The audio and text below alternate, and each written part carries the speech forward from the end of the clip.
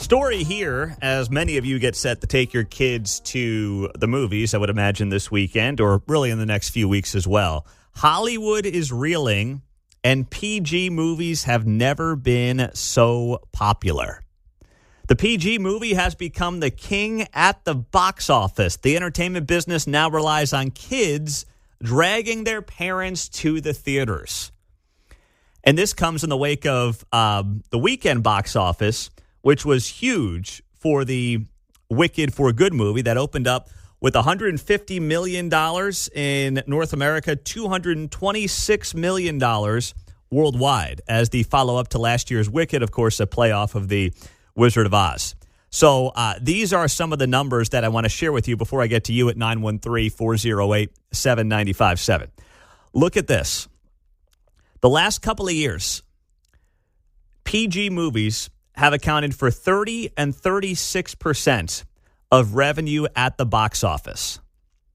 Go back about 20 years, and PG movies accounted for anywhere from 15 to maybe 25% of revenue at the box office. It was always largely driven by PG-13 movies. They were the king of driving box office revenue. No more. PG movies are growing and growing fast. Now, personally, I can tell you, I mean, since we had kids, and we've had 3 in the last 7 years, I don't believe that Kate and I have ever gone to a movie by ourselves since we had kids 7 years ago. But we've taken the kids to movies. I'm sure we'll take into a movie or two here coming up around the holidays. I don't know which ones and when, but I know we'll do it. But the two of us have not gone to a movie together in over 7 years. I think it was the Jurassic Park movie we saw down there, whatever that theater is off 135th Street in Overland Park. But that was, I remember, she was pregnant. And that's the last time the two of us went to a movie together.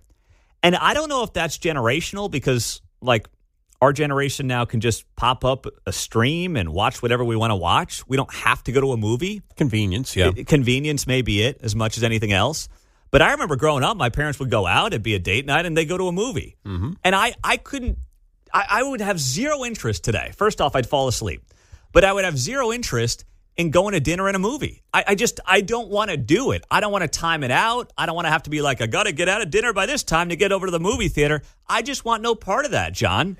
Yeah, I'm with you there, but you spend the price of dinner at the movies. Well, that's the thing now, right? It's not like you just pop up, hey, it's 50 cents to get in, 50 cents for popcorn and a Coke. You know, the old days. Yeah, just like when you went to those Kiss concerts for $5 back in the 70s. You're right. Those days are long gone. Well, I like to show up, and you got to call ahead now to get your tickets. You got to book them online. It's a little bit different than it was and a little more costly. Like everything, not to complain, it's in scale, but that's one of the places where prices are ridiculous in paying for what you get when you know that the overhead on Coke syrup is minimal. Exactly. You've got $10 for your large. $10 for your large soda. You're right about that. So this does not surprise me at all. And that's where Hollywood, which as the Wall Street Journal notes, is reeling. Heck, Bill O'Reilly was talking about it this morning. He's got his pick of the litter to be his narrator for Confronting Evil, as he talked about. He used Tom Hanks in Killing Lincoln, I think he said. So now he's got his pick of the litter for Confronting Evil as that book gets set to be made into a Hollywood movie. And these guys and gals just aren't working anymore.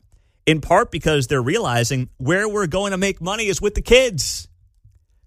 And in my personal experience, that makes all the sense in the world. Now, Mark, I know did you take the daughters to see Wicked over the weekend? Yes. Last year we split it up where I went with my oldest and my wife went with my middle because we have the youngest one who's not going to movies. Yeah. So she's too little. Yeah. Last Saturday I took the two oldest ones to see Wicked because they liked the first one. They play the soundtrack all the time in our house. So, yeah, it was, $40 for me and two kids. It's a lot. It's a lot. That's a lot of money. Yeah. And did you get any popcorn or anything like that? We ate before we left, so we kind of had to factor that in. Because let's be honest, you know how it goes. If one wants popcorn, the other one wants popcorn. Yeah, and once you get in, you smell it. You see the stands when you're walking by to get to the theater. Man. Yeah, they're starting to ask. So before we went, since they're old enough, I could be like, hey, we're eating here before we go. You can take some candy, some Halloween candy you have left over into the theater. Now, are you allowed to do that? I don't know. Maybe. No, I was just going to chime in. There's a fine art to getting stuff in. I'm sure we've got the text line and callers that will tell us.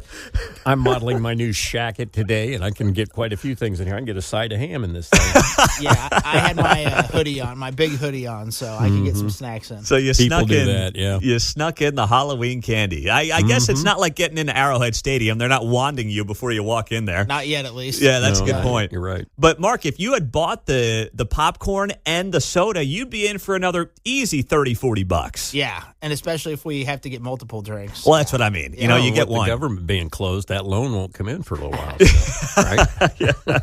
And to your point about PG movies, I just looked at my history, and in the last 2 years, I've been to one movie that was not PG, and it was Twisters that was PG-13. That's it. Okay. Yeah, I mean, and Disney was the provider of some of those in the past, and they've gotten a little wonky to where people make their judgments a little more seriously now. I would agree with that. On the text line, Pete, what happened to G movies?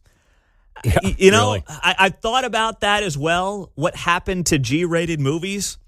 And here's what I think it is. I believe they're being extra precautious by making movies PG versus just G.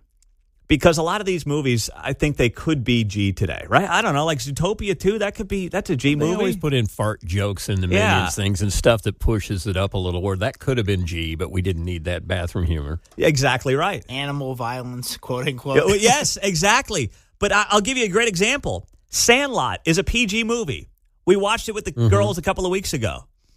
And, you know, the 4-year-old didn't know what was going on. But for our oldest, Claire, I'm like, you know, there are certain scenes in here that I don't think are PG, that are more like PG-13. Okay? Wendy Peppercorn. Exactly. Thank you for that. I mean, that's PG-13 in my book. So I feel like they underrated some of these movies back in the day. And now they're they're swinging the pendulum back the other way on some of these things that don't need to be PG, that could be G. When in the old days, going back a generation, Home Alone 2 or a Home Alone. I mean, I think there are certain things in Home Alone 2 that are PG-13, right? Like when he's walking into the hotel room and he's playing the old video, the guy, blowing someone up and shooting them and the whole thing. Yeah, Oh, the old yeah. Jimmy Cagney movie. We always fast forward that part. It's like that's just not appropriate for little kids. That's not PG. That could be in a PG-13 movie. So I just think the pendulum has swung too far the other way on that stuff. But if Hollywood's waking up and realizing that PG is the way of the future, they're smart. Because anecdotally, as we're talking here, it sounds like we're on the same page, at least Mark and I are, when it comes to little kids. They're the reasons we're going to the movies now. It's not, we don't do date night. Millennials don't do date night with dinner and a movie. They just don't do it these days.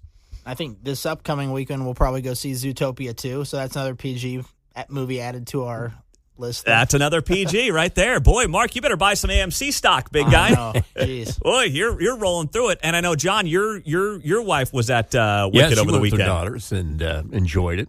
That's amazing. Yeah, so some of our money's there in that statistic. Yeah, there you go. I'm sure they'll go again, too, as a matter of fact. Some people are saying here on the text line, I didn't know this, AMC A-List, $20 a month, take your own bottle of soda.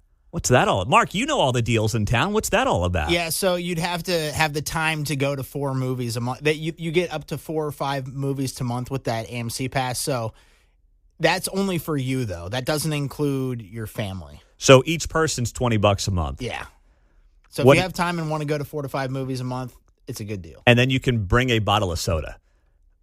I still don't know about that. I Who's think you got- still got to sneak that in. Who's got time for 4 movies a month? There aren't even 4 good movies a month to go see. Exactly. Right. That's crazy.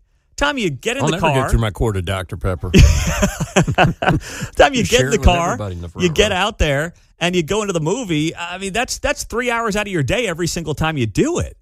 So you got to really fit that into your schedule. You got to be a movie whore to get to that point, man. It actually says 4 movies every week, not just No. month. Are you serious? Yeah.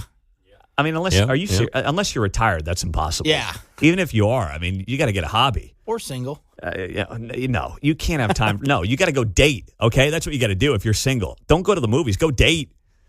On the text line, Pete, Home Alone 2 is rated TDS because Orange Man Bad is in it. You know what? One of my proudest moments, we watched Home Alone 2 on Friday night, and both my daughters saw the Trump cameo, and they're like, it's Donald Trump. And I'm like, yep, there he is. I was like, he was not the president then. He was just a businessman. From the cameo in Home Alone 2 to president of the United States. Girls, you can do anything if you put your mind to it. Look at him. But right away, they're like, Dad, it's the president. I'm like, yeah, but this was a long time ago, girls. No one thought this was ever going to happen. And here we are, 20 or 30 some odd years later after that movie was made.